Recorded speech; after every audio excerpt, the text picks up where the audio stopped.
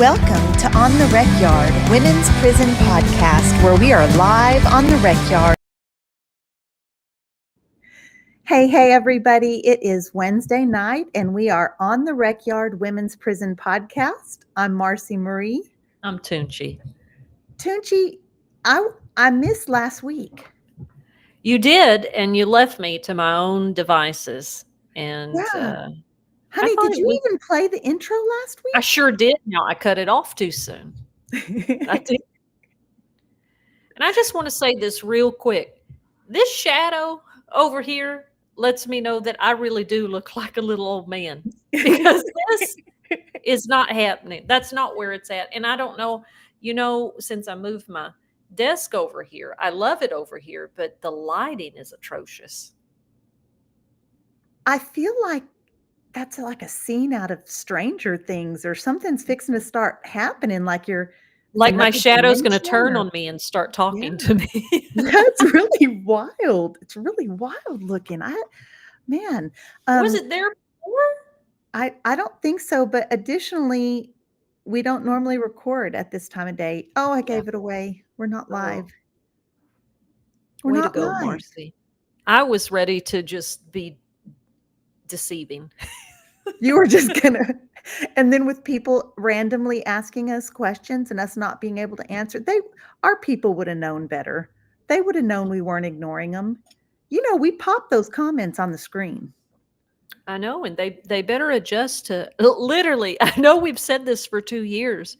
We are going to revamp this, and we are going to have pre-recorded, nicely done episodes with a monthly live, or at least a regular live. So we're not leaving the lives behind, because we do love the lives. We do love talking to y'all in real time. Yeah. Hecklers and all. We get a few hecklers. And they get that ass right on out here. Yes, they do. We had one consistent one. She was finding us on every platform. She was. She really was. Therapy.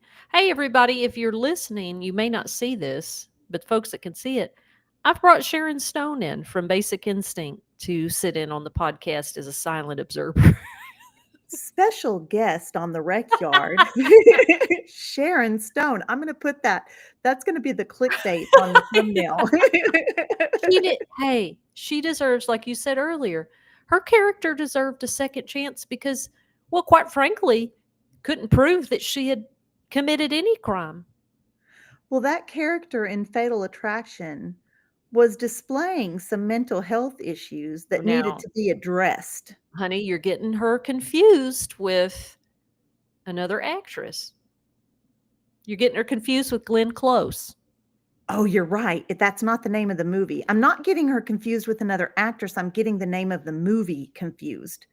She was in the movie where she was the boss, and she was kind of a predatory character. She was trying to, sexual misconduct on her employee. I know the movie. Honey, that's Demi Moore. That's Disclosure. Well, honey, I don't know what movie that. I guess I'm just showing my age. I'm too young to remember. Oh, girl, boo. Basic Instinct. Let me tell y'all real quick. Y'all know I like media. I like movies. If you were here last week, we did a whole comparison of Yellow Jackets to incarcerated women. Now, Basic Instinct. If you were here last week, I apologize. No, people found it very fascinating. Well, I think they did. But Basic Instinct came out in 92, and Marci, it was a big hoo-ha that it was like you couldn't get in. It was R-rated, and they had all these people at the doors at the movie theater that, people weren't, how you could sneak your kid in or take your kid in. Nope, that wouldn't happen just because of the sex scenes. And she's bisexual. And so there were some scenes of her and her girlfriend. Now, scandalous. It was big time scandalous back then. And of course, living in a small rural East Texas town, I was completely obsessed with trying to get to see this movie. So I convinced my brother, who was, how old was he? 17? I said, let's go to the movie theater on a Sunday in Longview when it's real quiet, nobody's there, and let's pretend like we're older than we are, which, girl, you could tell I was 13. But he brought his girlfriend, and we just tried it out. We just went up there, and my brother said 3 for Basic Instinct. And the guy was like, gave us our tickets, and we walked right on in. And I sat in the middle of the theater hiding so nobody would see me. So what were And you, 8th grade? yeah, Yeah, 8th grade, watching Basic Instinct, yeah, lesbian scenes, sex yeah, scenes that were really scandalous for the yeah. time with your brother and his girlfriend. Well, they were sitting in the back. You were just sitting there by yourself. How In the was that middle. for you? You were This still in was, the closet then. yes, yes. I was exhilarated because for the first time I saw this on a big screen, that it wasn't some poor children's hour. If y'all have ever seen that old movie with Shirley MacLaine and Audrey Hepburn, great film, by the way. But she kills herself, and like all you saw was tragedy, tragedy, tragedy. Now I will tell you that um, all the gay and lesbian advocacy groups hated this movie because it kind of played into the narrative of, oh, she's dangerous and violent because she's this bisexual woman. And I would say, well, no, it's because she's a woman. But anyway, so that there were advocates that really hated this movie. I didn't see it that way. I saw it as this this incredible woman who is her own woman, who is this open sexuality, and she is walking into the room with men and male detectives and just holding her own in this extreme power. And I was just captivated. One of my first role models, and people will say, well, she's a serial killer, she's a psychopath. That's not true. The last scene that was added on at the end, because audiences, I don't know, they wanted more uh, closure, right? It kind of makes it look like, yeah, she was the one that did this. The original intent of the film was to be ambiguous, and that really, honestly, her character never did a thing. It was everyone else. And Perception. yeah, and she was, now you could say she was setting things into motion with her psychological games, but there's a good case that she actually did nothing wrong. And you all thought we only talked and knew about prison. Yeah, it's We not have true. other thoughts. Hey, we're more than just our prison story. We're fascinating people outside of that. I don't know that I've ever seen the movie. What? I certainly didn't see it in high school. And not that my parents were strict, but it just didn't even come across my radar to watch. I yeah, when I was in 8th grade, I was, like, enjoying Simpsons. Well, I mean, it's a Oh, film that the next time you're over here, I have it. I bought it, and I have the director's cut, and we could I'll tell watch it. you what, I didn't have an older brother, and that probably had a lot to do. I had a younger brother, so I was not influenced by any kind of things that older kids Well, or my brother didn't know anything about this. I begged him. And one of the biggest fights me and my mother ever got into, Marcy, is that I begged her to buy the book. The little dime books at the grocery store. They used to have a little section where you could buy little paperbacks. And there was a paperback of it. And I really thought I would never be able to see the movie at the theater because there was this big fucking, you had people blocking off the doors. So I told my mom, I just threw it in the cart because sometimes she would buy me books like Stephen King or, stuff like that. And for whatever reason, when we brought groceries in and we were putting them up, I don't know what, I got distracted, and she picked that book up. She read the back of it. no, ma'am. And she said, Mm. no, absolutely not. Because it was pretty graphic. And you want to talk about how I lost my shit. I mean, screaming, crying. And she's like, I don't know what's wrong with you. I don't know why you're obsessed with this. And she ripped it in half. And then she wondered where I got my mania and histrionics from. She ripped it in half and put it in her drawer next to her bed. Well, honey, Old I just enough to really, really want to watch that movie and read that story and see it in writing, and young enough to still throw a fit in the store with your mother. oh no, this was at home. Thank God. I didn't do it at the store. Oh, that's good. But she put that book in her dresser drawer next to her bed. And I'm, You got it. later on I thought, well, I bet she was reading parts of it. But no, I went in there and when she, would be gone somewhere, I would just go get it out and read it and then put it back. And then went to go see the movie. I'm absolutely obsessed with this character. The second one, not so great, but still pretty good. Her character's pretty amazing. On the rec yard tonight, we're talking about whatever we want, prison Whatever we stories. want. It is Second Chance Month, so I wanna be thinking about second chances and what that means for the 2 of us. We've had a hell of a second and third and fourth Yeah. chance. Yeah. Uh, Super important to us, not just in our work, but in our personal lives and with our families and with people that love us and, people that support us and with some employment opportunities and with some other opportunities and also some closed doors and lack of Right in second your face, chances right in your face. without even thinking about it. Boom. Busted nose. That's how close it was. Yeah, literally.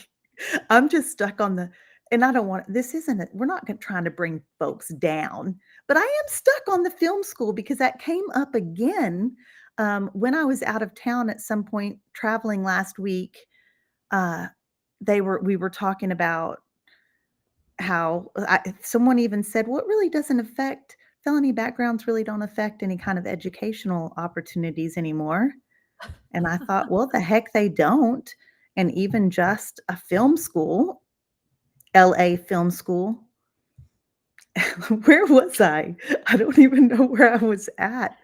Felt like we were live on social media somewhere because then we were like, "F you, LA Film School."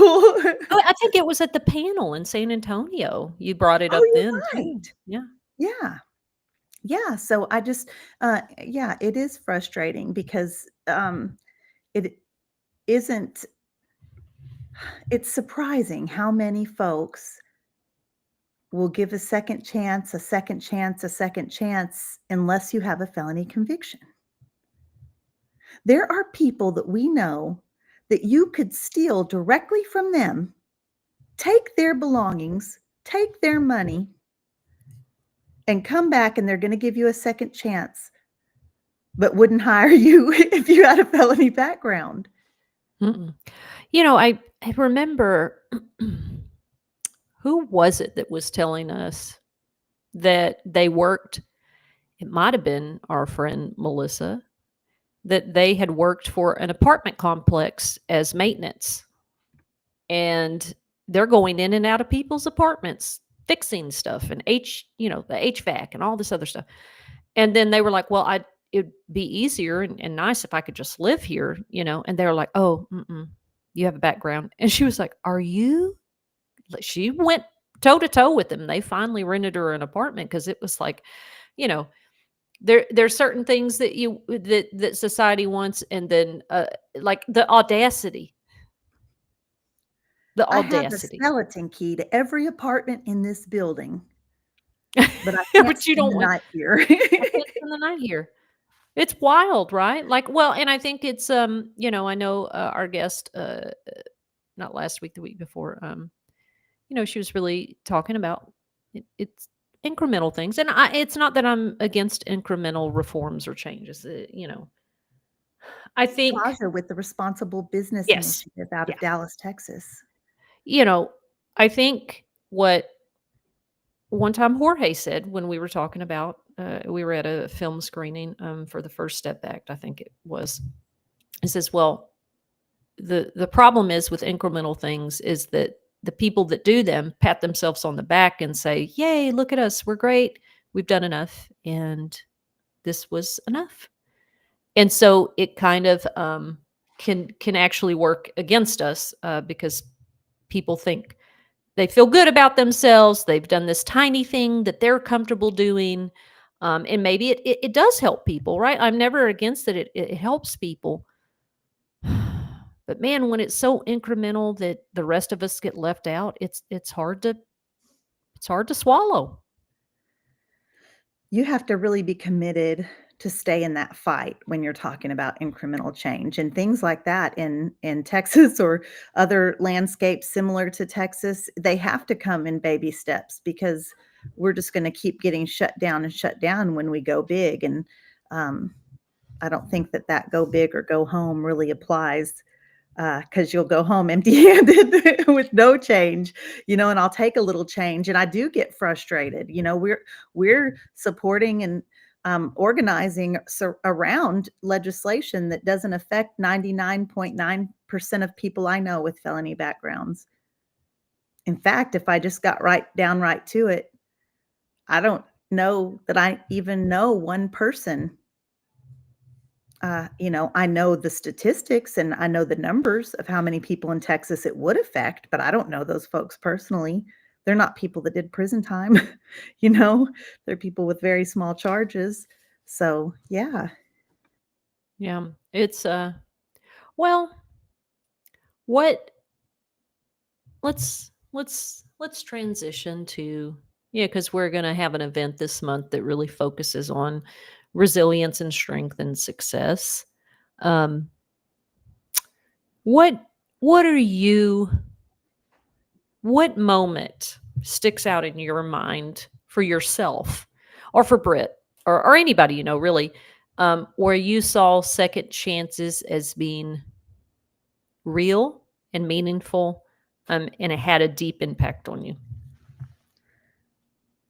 Okay, I have an answer for that. I want to thank y'all because y'all aren't here live with us. We're not live with you, but you're watching now. And I'm in the comments while Toonche is doing whatever the heck she had to do tonight. So I'm going to be talking to y'all in the comments. So please leave comments like you normally would, and I'll still highlight them on the show. I'm going to be here navigating that. And thank y'all for all the good things that you do for us, liking, sharing the live. We're talking about second chances. If that's important to you, make sure you share this conversation with people that you feel like need to hear it, people that you feel like would enjoy hearing it.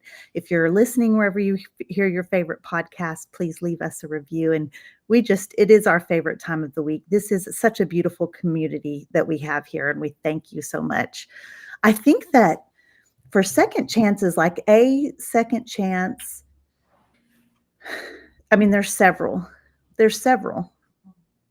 I remember being in prison, seeing folks sometimes make parole or get out, exhaust their sentence only to come back, probably because they didn't have support. They didn't have community.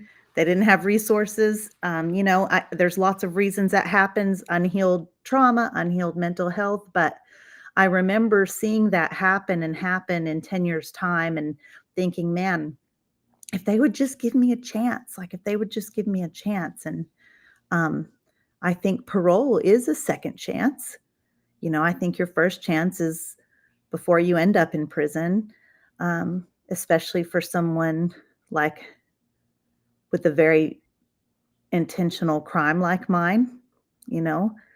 And I think that making parole and coming home, that was my second chance. It was really, I always, part of my mental health is perfectionism or being perceived as being perfect. And so that definitely contributed into my crime, and it also contributed into many, many ways that I navigated my pre-prison self with wanting my parents to see me as this perfect person, And this was my own mental health because they could have cared less. Like, Mhm. this was all from my perception. But so I think coming home and I was given a second chance to really be myself and not have to like live this kind of double life that I was living even before I was committing my crime, just this life of presenting as this perfect suburban mom of the year type, kids dress perfectly, I mean, just this ridiculous picture that I thought I needed the world to see of me and my life. And so making parole was a big second chance. Like it was a second chance for me to be authentic and um, set boundaries. I don't think that I was a good boundary center. I mean, that's just like a tip the iceberg. I could go on and on. Um, yeah, you brought up Brit, and for sure, there's so much there to unpack with second chances. I feel like her prison self with her substance use disorder and um, criminal lifestyle, really in the streets, criminal activity, um, and her fighting with generational issues there. Uh, I don't think either one of us really saw us here, and this was our second chance, and we took it, man, and we're taking it every day, every Mhm. day. Yeah, and you said something earlier is that it's not just second chances, it's third and fourth and fifth and sixth. And, I when I got locked up again because, I made that first parole and there's my second chance. Whoo! And I duked it up again. And ended up back in the system another 10 years. And so it was that feeling like I don't think I ever felt like I didn't deserve another chance. Like I don't think redemption ever runs out. You know what I mean? And I remember we had an officer that worked in education. I wasn't like super fond of her because I thought she was mean. But I remember one day she was talking about some of the girls in AdSeg, and I don't know, she was just really harping about somebody. And um I don't remember what the conversation was about, but I said, "Well, they're no different than me. They're no different than me." "Oh, that's not true, Toon. Like, you do what you're supposed to, and you deserve to make parole." And did they? I said, "Let me tell you something. Nobody ever runs out of chances. Like maybe under man's law in terms of a sentence or something, but like everybody is worth another chance." And she didn't understand that. She was of the mindset that you get this limited amount of chances and then that's it. And then what? You're And just thrown away you're just thrown away. in You made your solitary choices. confinement just We've to tried rot. several times and you don't get it, so goodbye. And and I'm going to say it because let's transition that if we think just the state of Texas or prison systems treat us this way, incorrect. Even other organizations who are advocates and advocacy organizations, not just Pizza Hut or fucking FedEx that may not want to give us a chance, but the places that you really think would that are working in our name would say, "Man, we're just going to keep trying. We're going to keep trying. I'm not going to give up. I'm not going to give up." But girl, they do the same thing. And it's like there is no point that enough is enough. I think it is that you have y'all are this outside world is y'all are working with a population that expects you to do just what that officer said, to do just what we experience in other spaces. I've had enough. I give up. You don't deserve any more chances. I've given you enough. That's it. Well, like I told that officer that day, well, praise God, people haven't given up on me. I deserve another chance, a third one or a fourth. And if it takes me 5 times, well, God, I got it. But if I don't get any more chances, then it'll never happen.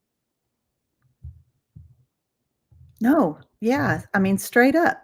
When does it? And who decides? Who decides when that runs out?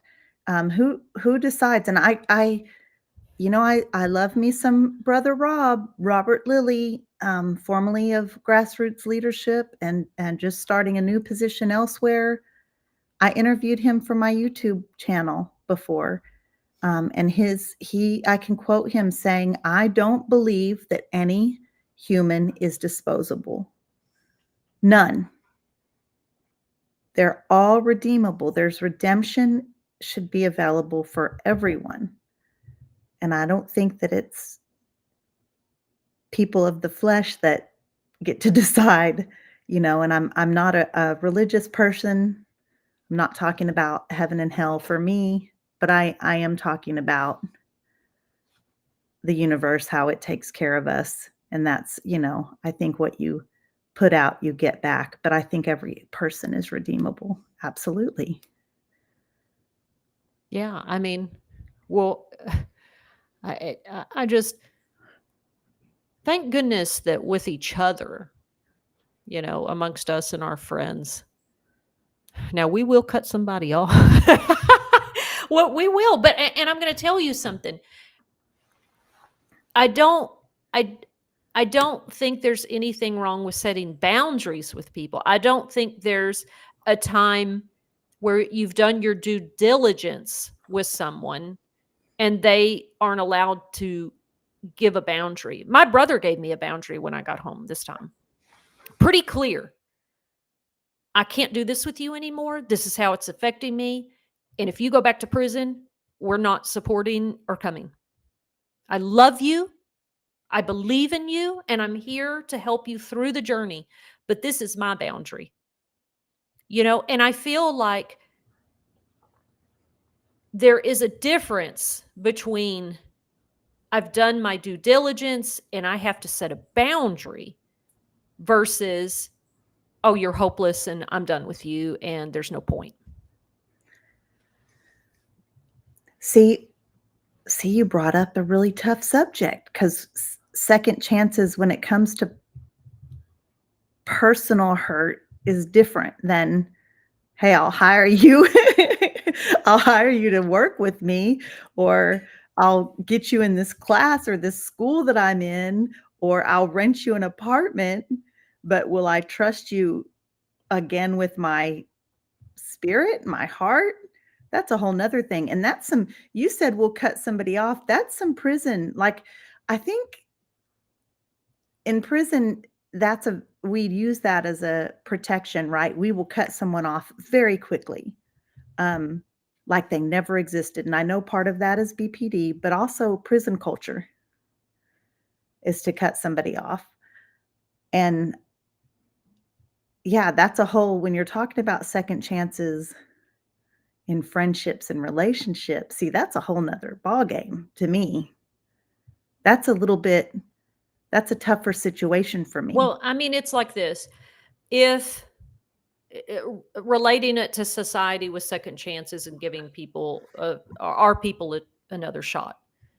So when someone I care for and I trusted betrayed me and deeply wounded me, and I've done my due diligence, and I need to set a boundary to keep myself safe, and I just say, can't do this with you anymore. Please don't communicate with me anymore. I need to set that boundary. I may be kind of cutting that person off, but Marci, I'm not telling everybody in my life just because one person messed up. Hey, guess what? I'm not making friends with anybody else anymore. And all the ones I have now are completely denied access to me. And I think that is the difference, right? Because what's happening is, because one person, I mean, I will use the example of this bill that happened today about, well, now everybody that's on an electronic monitoring has to get permission from their officer, whether they're SISP or not, before they go to the hospital to visit a sick relative, because a guy 2 or 3 years ago, cut his monitor off and went to a hospital and unalived 3 people, including I think it And was let me his stop girlfriend you 2 right years ago. there. He cut his monitor off. This law would not have stopped him Right. from cutting his monitor off and doing whatever he What was he did. going to do. It's so ridiculous, the ridiculous reactive attitude of some of the legislature. Yeah. Yeah, and I'm, we're in session. I'm not calling y'all out because I'm going to be talking in front of y'all, and I appreciate y'all listening to us.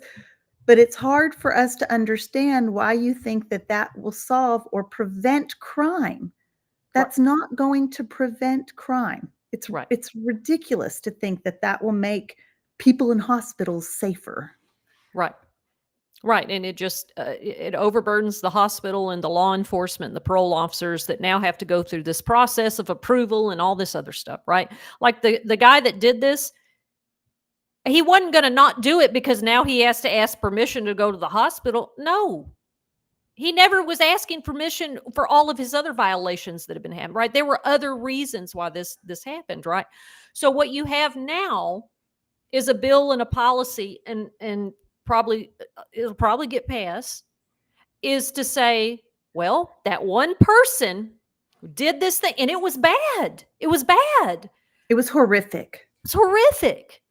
And because of that, none of y'all deserve to come up to the hospital to visit your loved ones in a way that feels, good for you and your family, right? So that's just one example of, hey, somebody messed up living here at this apartment complex because they happen to be on parole. Well, guess what? Blanket policy, ain't nobody on parole living here, right? That would be the same way as I said, Marci hurt my feelings. I can't be friends with her anymore. Guess what? Mandy, Lori, Chanel, everybody, all of y'all go. Everybody go. I don't get to, I'm not going to, that's, how ludicrous does that sound, right? Not that I need to protect myself or set boundaries with someone that I've done due diligence with who's created harm, but to say I'm going to do that to everyone and nobody. How fair would that be to Lori or Mandy? Right. Well, golly, I didn't do anything to you. I'm sorry. Marci's a dill hole and she hurt your feelings, but don't take it out on me. Why are you using me as an example? I mean, because you're sitting here. As the bad guy. I mean, you play the villain so well, though. What?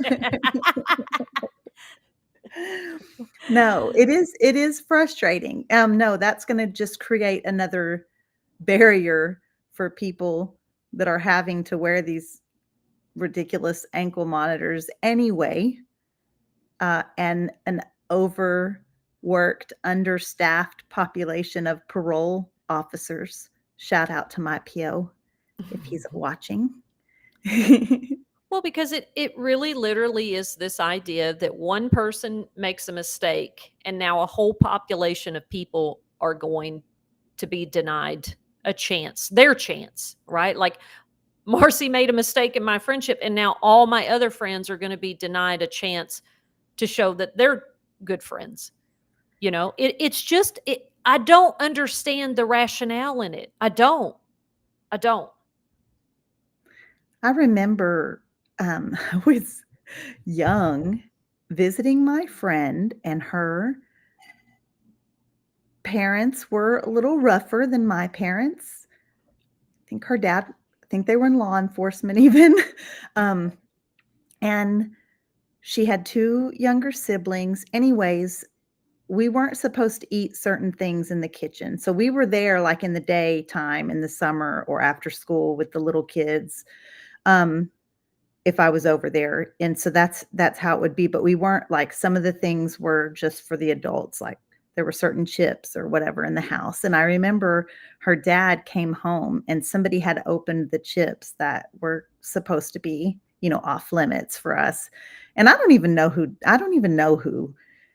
And I remember he just in this tyrant, just this mad, ragey kind of way, like, is who the F ate who got into these chips? You know what? And just started crushing them out. Just, you know what? And just dumping them, these crushed chips in the trash can. Like, okay, well, nobody's getting any. And I remember I was fairly young. Yeah, like, I just remember thinking, wow. But that's what this kind of reminds me of, like this kind of same attitude. You know what? Yeah, you messed Well, it up what for you everyone. yes, you remember how many times when we were locked up, "Well, she messed it up for all of y'all." And it's like, "Well, why are you taking this out on us?" It was more likely to happen, well, this man on the Darrington unit did this. Right? Well, this so now all of y'all have to do that. It was And the women are just sitting over there like, "We literally hadn't done any of this stuff, but we always get punished for it, or we get our chances taken from us." yeah, Right? Like, that's not like I don't it should always be case by case. And it's like, well, but when you do that, like we could, just even using the example of like renting apartments. Well, we can't, somebody did something here before. So now we have this blanket policy of no. And it's like, well, honey, somebody without and this is what Mandy has always told people. Well, but somebody who doesn't have a criminal background could just as likely pop off and do something too. and So, they and have, has. and I they have. watched, Marcy, I watched a 48 hours last night because, I do like true crime because it makes me feel normal. It does, because we're all just human. And I picked one that happened in Austin, Texas. I was like, oh my God. And it Fascinating. was about It wasn't a your sing. case. No, No, I'm just kidding. Your case no, wasn't in no, it's from the Austin. 90s. Although I used to have like fevered dreams when I was locked up that we were all watching in the day room and my story came on. I'm like, what the hell? But anyway, no, it wasn't. It was a crime in the 90s. And so this single school teacher gets unalived. And then this little precious old couple that had been together 60 years gets unalived. And some just over some dumb jewelry, like in their homes, like it was for nothing. You know what I mean? And so they kind of connect it back to this guy that had served time for burglary. And he was like, okay, here's the deal.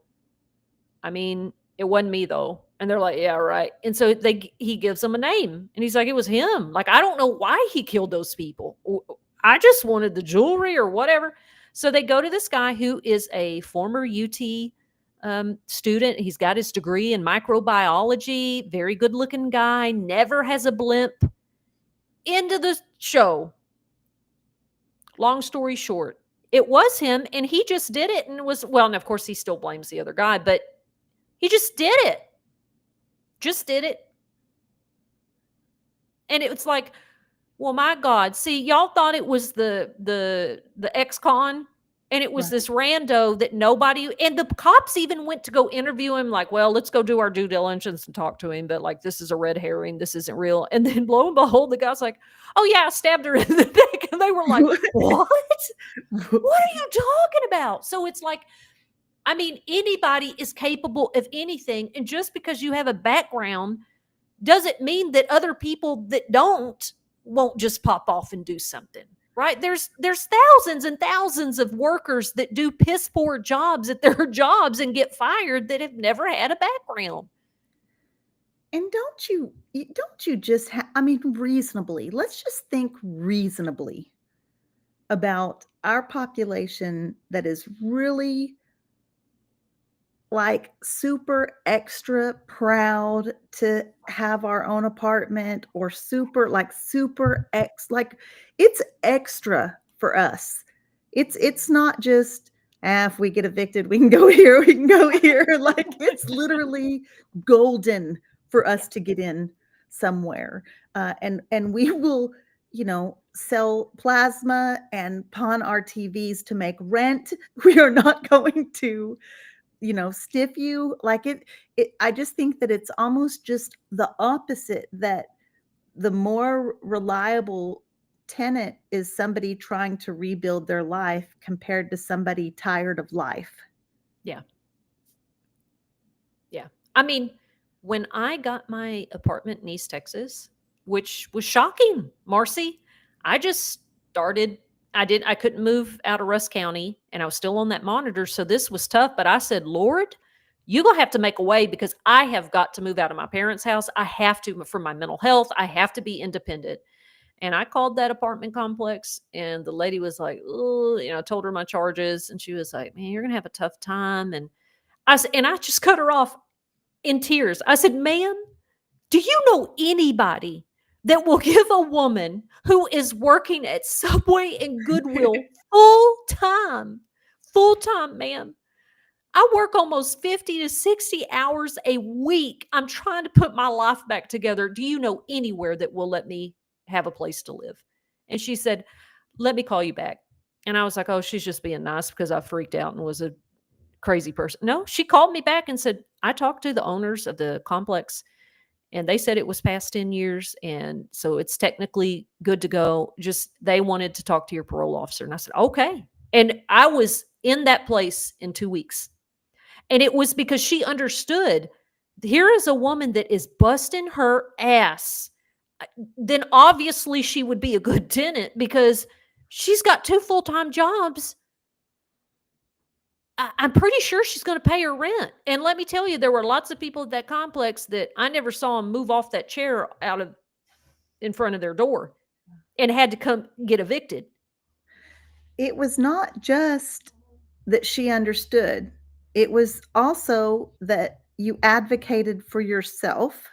You spoke up. You didn't just accept no. And the same with the story you told at the beginning of the story of the show when she was working maintenance in apartments. She was in and out of people's homes and they weren't going to rent to her. She stood up for herself. I mean, that's what I would say it takes.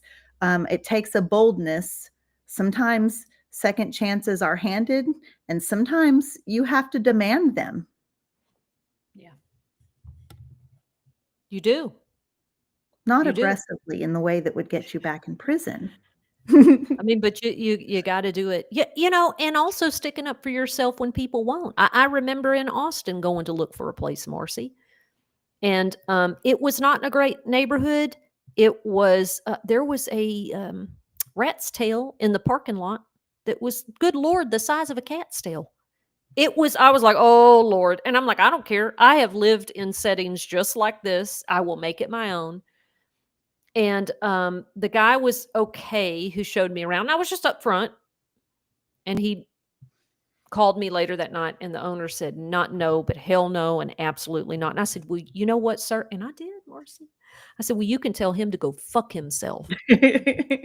Because how dare a man that I'm offering double the deposit, and you've got your parking lot has dead rat tails in it. Tell him to go fuck himself. How dare you? The nerve of you to think that you have the standing to be able to judge me? Not no, but hell no. The nerve. You're right. The nerve. And I toured the little duplex. Go fuck yourself, sir. Literally. And they missed out because you would have made that place. You'd have had exterminators come in. you'd had taken your shoes off at the door and lived with 3 pieces of furniture and 2 dishes. Yeah. And taking care of their little rent, baby. place and I'd have cleaned it up. Mm-hmm. Just like I did here when, everybody remembers when the roaches infested. Honey, I laid down it. Now, y'all, it wasn't real crown molding, but I used white duct tape and a box cutter. And I laid that tape because there was this much space between the baseboard and the floor. Honey, I laid that down that when the maintenance man came in to fix the sink one day, he double taped and looked around and he said, you have a really nice place. And I'm just thinking to myself, it was what you said earlier. We're proud of the things that we have. Yeah, And it's like, if he said that, then God Almighty, I can only imagine what other people's apartments look like. And I laid that down, get a couple of bugs every once in a while, but I took care of it, mhm, made this place better than when I leave it. And it's like, that guy that didn't want me there, sir, you missed out. literally, because Imma tell you what happened. Somebody rented that place that didn't have a criminal background yet and got a bunch of domestic violence calls and the police raiding in and out and neighbors complaining because of the noise and Mhm. overflowed toilets and not calling it in and ruined your carpet, and you missed out, sir, you missed out. You missed out. Hmm. I mean, the thing is, we make a way, find a way. It just shouldn't be this hard. And it's like, it requires us often to live on our survival skills of just circumventing rules. I mean, that we did it in prison. We couldn't get our needs met, so we just circumvented rules. I mean, that's what it is. Yeah, I mean, you still have to have a place to live. Right. So, So okay, well, we're you gonna won't make a rent to way. me, so how can I figure that out? Yeah, we still have to have a place to live, and you're right, just we have to be creative, which is yeah, unfortunate. What do Unfortunate, y'all expect truly. if people can't get a job or a place to live, especially a place to live? And it's not like I don't understand that the rest of the world has its struggles being able to pay rent and groceries and all that stuff now. Yes. And now put up a bunch of other barriers and red tape trying to access those things. And that's where we live. I'm hoping that next week you all will join us on the show and tell us about your second chance experience. Tell us about what second chances mean to you. And you can even share your second chance denial horror stories. I think we're here for it. We're here for it. We're here for it. We want to hear it all. Um, especially if there's a karma plot to it. Now, Marcy, now that being said, because I did give you some horror stories, I want to be able to tell you, and just that all you said, like second chances, third chances with your family and your kids and your parents and um, freedom and all that, but to really narrow in on a very specific example was that when I first got hired, when I worked at the Coalition of Texans with Disabilities, I was down to my last interview, and Jolene, God bless her, God bless that woman. That our executive director at the time let Jolene decide, and they ran my background, and he said, "I trust you, Jolene," and she said, "Well, why wouldn't I? Why wouldn't I?" And so she gave me a chance, just like, at Goodwill and Subway, those managers were formerly incarcerated women who worked their way up into manage that had like state jail backgrounds and stuff. But this was a woman that didn't know anything about prisons. A lot of times we educated each other. She'd tell me about the education system. I'd tell her about the prison system. And then we discovered, boy, they sound a lot alike. Um, but she understood the school to prison pipeline. But that woman gave me a chance that I think other people that didn't know anything about prisons was not willing to do. And it changed my life. It changed my life. And she also, I made a lot of mistakes. And I flipped out one time about a report or something. And I remember her saying, hey, lady, it's okay. Calm down. She never gave up. I never ran out of chances. And I'm so grateful for that.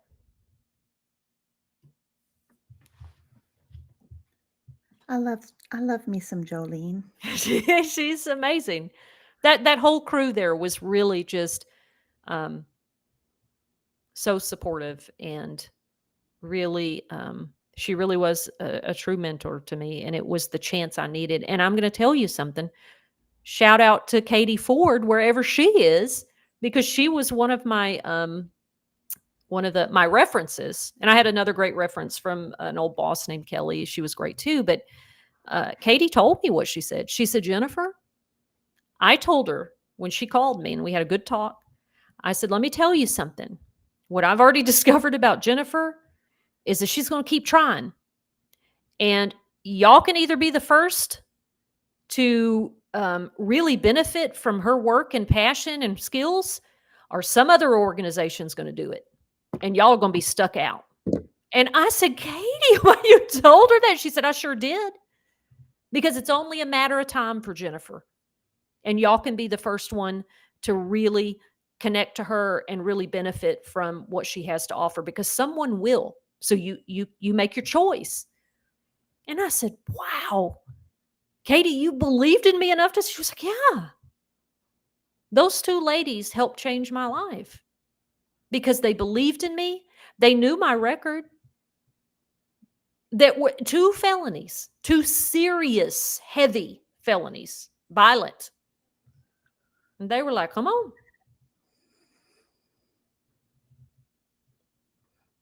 I love that it was like a community of second chance givers that opened that first door for you, which is really amazing. And not first door, first door to as a catalyst to your career, because obviously you got a chance making an income at Subway and at Goodwill. Barely. You Barely, honey. barely It got was those barely. chances because you Slept were on an almost air denied mattress.